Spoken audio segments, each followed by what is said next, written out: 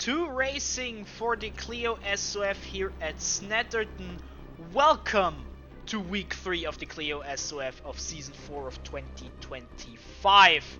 Yeah, split 2 out of 5 this week, and let's cut right to it.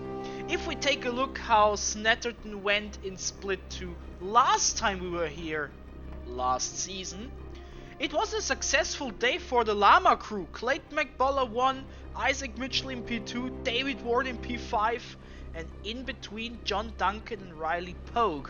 So 3 Llamas in the top 5. Will this be repeatable? Are there even enough Llamas to do so? We will see. Or maybe another team will have a successful day. We will see. But maybe we should take a look at the starting grid first to see how qualifying went. Maybe it helps us a little bit in that question. And then we will be back for the start of the race.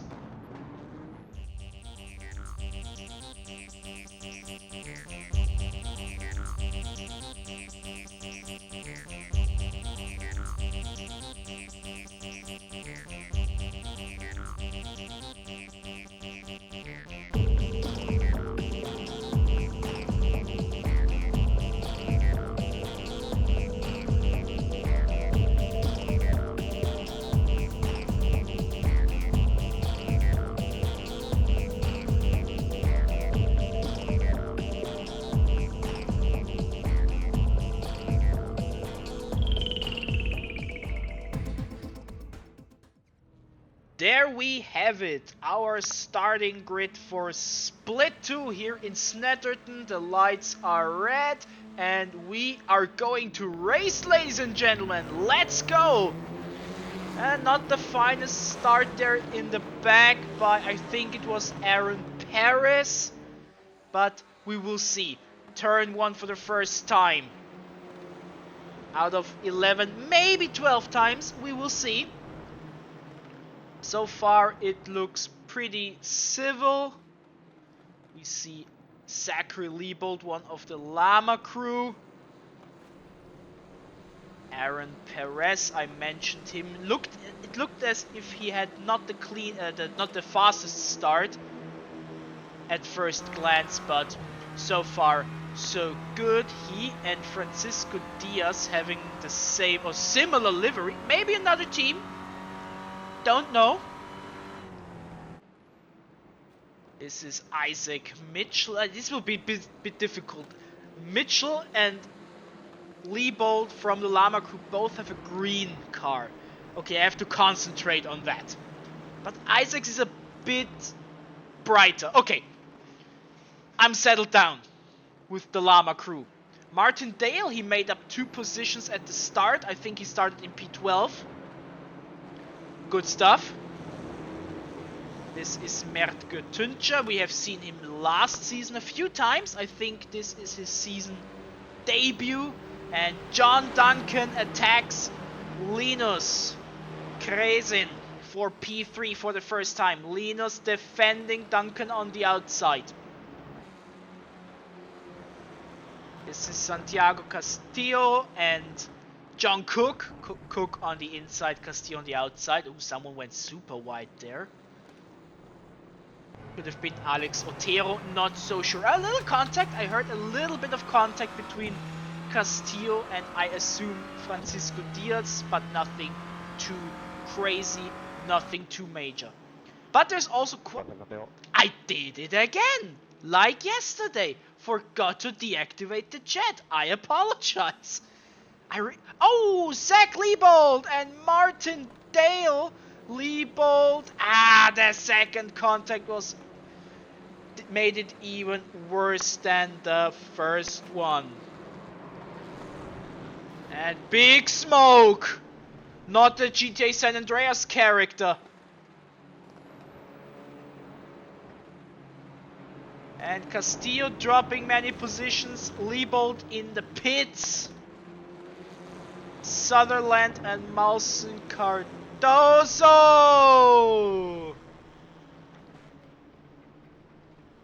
A lot is happening here in lap 2. Okay, but now let's focus. John Duncan got past Linus Krasen. He is now in P3. And we have a big pack. Linus, Isaac, Zane, Jack, Stefan, and Mitchell gets moved to the side, I call it. But we have seen that in this position yesterday in the top split race quite a few times. So nothing too unexpected, I would say. We talked about it in the track demonstration yesterday. That turn 2 is dangerous for this. Jack Davies, he was side by side with Stefan Krasin, but let go early, chose the safe option, but as a result loses a position to Mert Gertuncha. Here we have the two similar liveries. One has undervolt, the other one has overclock on the side, but nice, welcome. I'm not familiar with those two guys. If it's truly your first time, welcome to the SoF. They are glued together for P12. John Duncan, fastest lap of the race. Martin Dale attacks Jack Davies, positions himself on the inside. Remember, Martin Dale was in P2 last week in Ratskogan. And yeah, the two... Take it easy, guys. I call it take it easy because it says so on the side of the car. Good racing so far. Jack Davies defended his position for the time being. But Martin Dale, quick driver. There's a reason why he was in P2. Oh, John Cook is missing his front bumper. Maybe this was an aftermath of the Zach Liebold situation. Martin Dale to the inside against Jack Davies. Davies holds on, but Dale is in a good position. Davies, Dale, turn 7 into turn 8. Little slide by Jack Davies. And Martin Dale is through. Good stuff. And now John Cook maybe also has a rundown on the missed Apex driver. Llama versus Apex. This is Isaac Mitchell. He's in P7.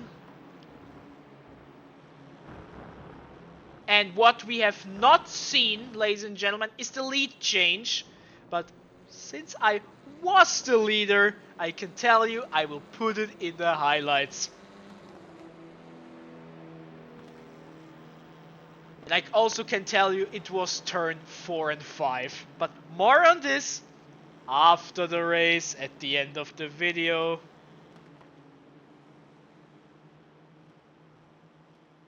But yeah, as a result, Clément Godet is now leading the race. John Duncan P2, myself in P3. Still a good result for Missed Apex Motorsport with 2 and 3. Mausen Cardozo kisses the back of Francisco Diaz. Behind him, Santiago Castillo. And they collide in the bomb hole, and Cardozo drives to another town, it appears, as a result. And Isaac Mitchell collision with Linus, and now father and son side by side. A lot is happening here in Snetterton. And I have a lot to write down.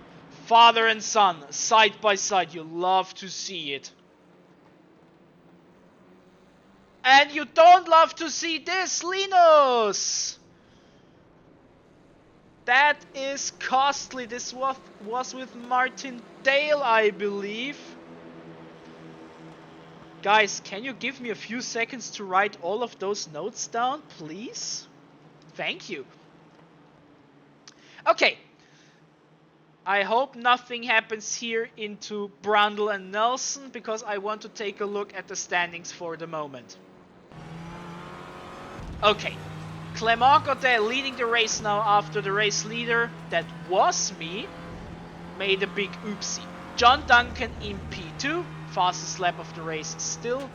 Then roughly a second to yours truly, Zane Quecca in P4.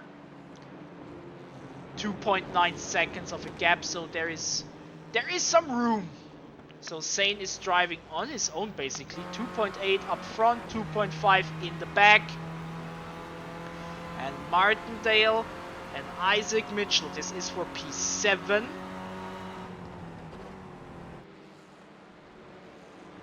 And Martindale, he makes a good job in this race so far.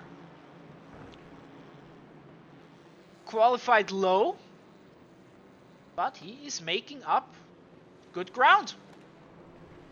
Now he has the two llamas behind him, Isaac Mitchell and John Cook. And Jack Davies, he is in P10.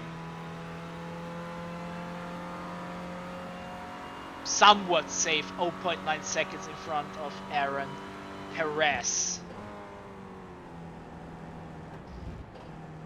John Cook, it's his teammate in front of him. This is always a factor. Do you drive differently against your teammates? Yes or no?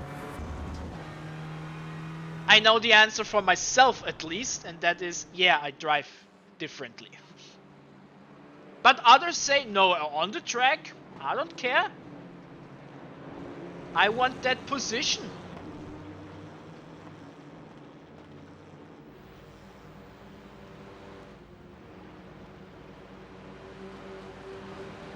But it seems as things have settled down a bit. We have a bit over 5 minutes left. And pace-wise, we are on track for 11 laps. Not for 12 like top split. I mentioned it in the opening of split 1 yesterday that the pace for split 2 is probably right on the edge for 11 or 12 laps. In the front, it seems pretty safe for the moment. 1.2 seconds, then another second, then 3 seconds, then another 3 seconds. But then it gets interesting. From Stefan Kresen down, Gertünsche, 04, 05, 04, 03, 02, 04. Big group here. From 5 to 11. Then, once again, a bit of a gap of 1.7 seconds. But this will be probably the focus of the rest of the race. Mert Gertünsche, number 16 in terms of iRating, but P6 in terms of results at the moment. Would be a nice gain. Same for Zane Quecca, 14 in P4. But there is still enough time. Mert Gertünsche, Martindale is right behind him, 0.1 seconds. So he is in the situation where he wants to think about attacking, but has to think about defending, maybe even more. So takes the outside line. Martindale gets through. Little contact there with Mert Gertünsche. This is not uncommon in turn 3. And Mert Gertünsche losing a position to Isaac Mitchell as well as a result. Now this could get spicy. John Cook tries something. John Cook. Brave move. And sadly it did not work. But a brave move nevertheless.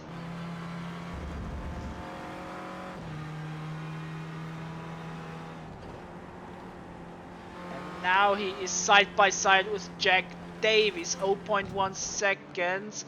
There we have it. And contact!